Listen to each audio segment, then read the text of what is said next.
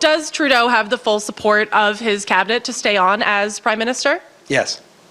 Simple yes? Yeah. Okay. And as a follow-up, would you like the opportunity in the future to lead this country if you were given the chance? So full points for trying with that question.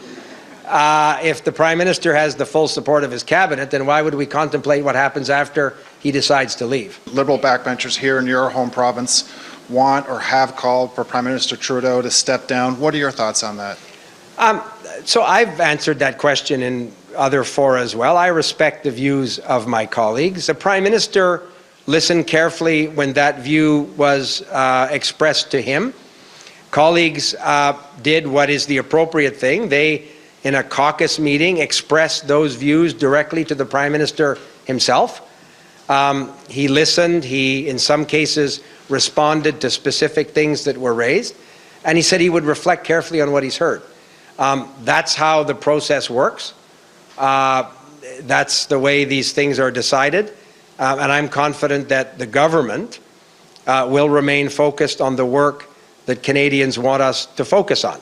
If we're potentially 5 weeks away from 25% tariffs applied across the board to Canadian exports to the United States, Canadians would understandably, I think, be impatient with a government that looks at itself all the time. We shouldn't be looking inward. We shouldn't be worrying about ourselves. The government got the confidence of the House of Commons 10 times last week. So the opposition parties that are all outraged, they need an election right away, they voted confidence in the government 10 times last week. Our government's job is not to respond to everything that President Trump's going to post. He's quite active on social media. We again would be spending a lot of time focusing on his social media comments.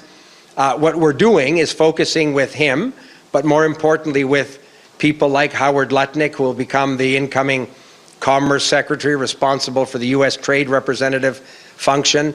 I had a call this week with a very positive preliminary call with Tom Homan, who President Trump has tapped to be the border czar, who's from upstate New York. He knows the northern border very well. We agreed to meet in the coming days after Christmas to talk about the package I announced, $1.3 billion on Tuesday around enhanced border security posture, the fight against fentanyl. So that's the work we're focused on. And your second, the last part of your question, I'm confident that we have a cordial, collaborative discussion with President Trump's incoming administration, but we have a lot of work to do.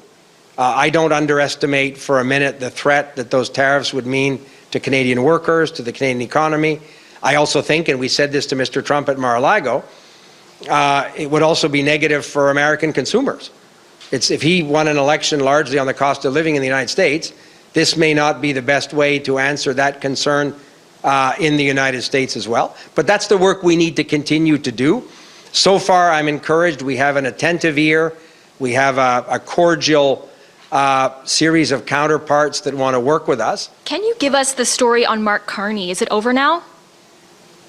I haven't had any conversations with Mark Carney myself.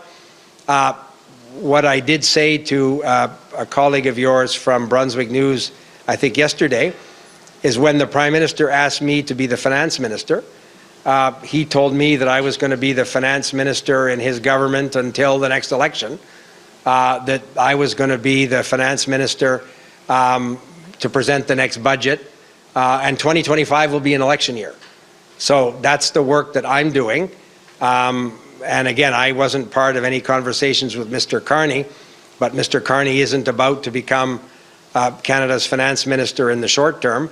The Prime Minister asked me to start that work and to get ready for a budget in the spring.